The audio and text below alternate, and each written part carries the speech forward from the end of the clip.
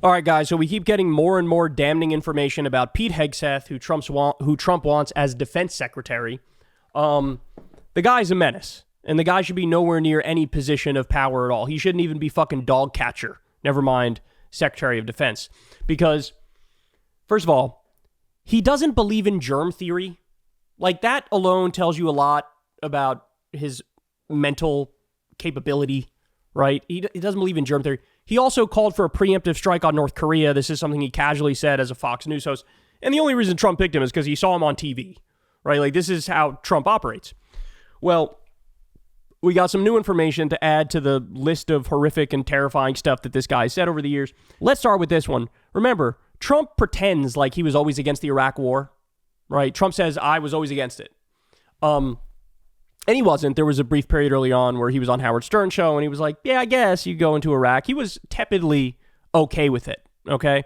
But Pete Hegseth, he got into politics by being a pro-Iraq war activist.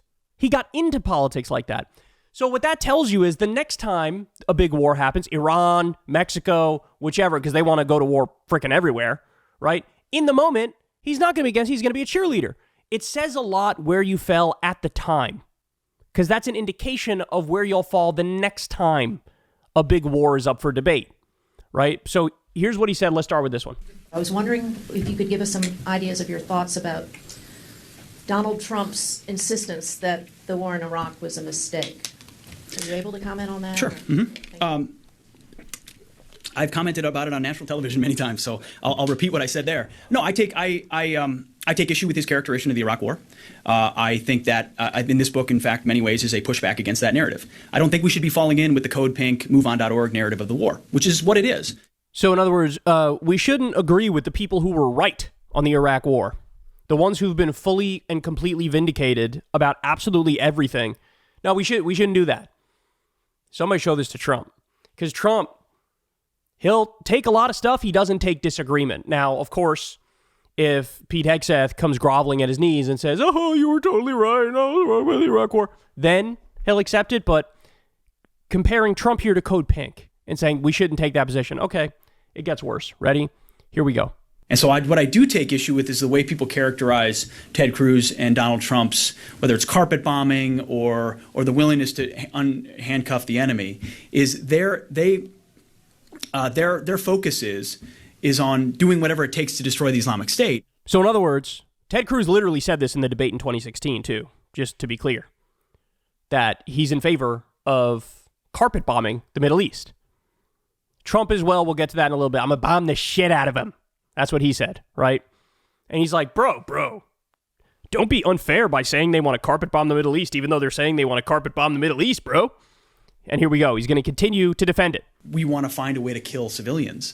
So carpet bombing is not target civilians. Carpet bombing is if we know where the headquarters of ISIS is in Raqqa, then we're going to bomb it, even if there happen to be some homes nearby. In other words, yeah, we don't care about collateral damage. If you happen to kill some civilians, so be it. It gets worse. Looking at the fuel trucks leaving to head to Turkey to sell on the black market, we're not going to bomb them with leaflets because we think the drivers are civilian casualties. We're going to bomb the oil trucks. So I think it's a difference of disposition. Bomb fuel trucks headed to Turkey? I mean, that's obviously the people driving those fuel trucks are civilians. They're not militants. Like the way the right just so casually calls for the most egregious war crimes and violations of international law you've ever heard. This is part and parcel of their ideology. We need to be honest about that fact. They're just pro-war crime. They're just pro-war crime. But you know what? He fits right in. Why? Well, people forget. I forgot about this video. This goes to show you. I should never have forgotten about this. But this is what Trump said. Ready? This was back in 2016. I believe he was the leading candidate at the time. And here's what he said. I don't know why this isn't one of the bigger Trump scandals ever. Because he went on to do this. He went on to do exactly this. Ready? Here we go. But one of the reasons we're so ineffective is, they're using them as shields. It's a horrible thing. They're using them as shields. But he's talking about ISIS. Wait for it.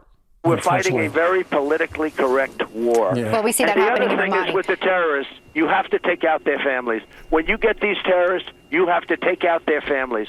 They care about their lives. Don't kid yourself. But they say they don't care about their lives. You have to take out their families. He could not have been more clear. He said it, what, 3 times, 4 times?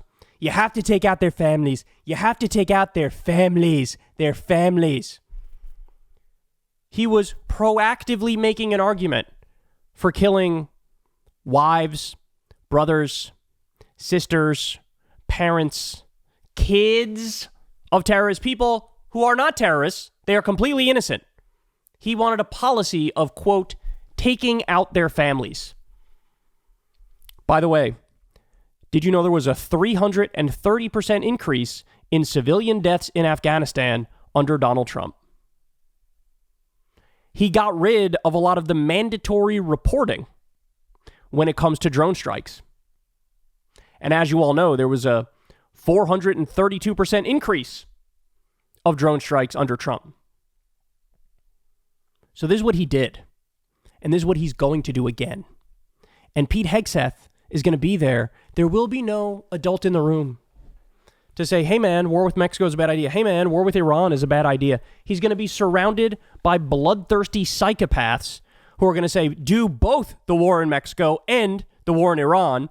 And also, who cares about civilian casualties? Let the bombs fly. Carpet bomb.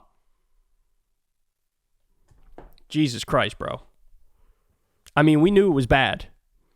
We knew it was going to be really bad. But do you think anybody on the right had any understanding that it would get to this level? Right? That this is where we'd be at. At the same time, Trump half the time goes around pretending like he's against war. And these are the people he's surrounding himself with. And this is the shit Trump himself says.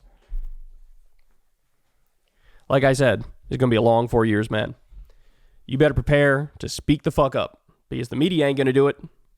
It's going to fall on us to have to talk about this. But think about what everybody is casually and passively accepting, right? By the way, Hegseth allegedly has the votes. He's reached the votes to be defense secretary. This is the guy, really? Pro-Iraq war activist? This is the guy? Oh. At this point, all we could do is cross our fingers and hope it's not going to be as bad as it very clearly is going to be. Hey, y'all, do me a favor and like and subscribe. It helps out big time in the algorithm. Click the bell as well for notifications when videos drop. And watch that video on screen right now. You know you want to.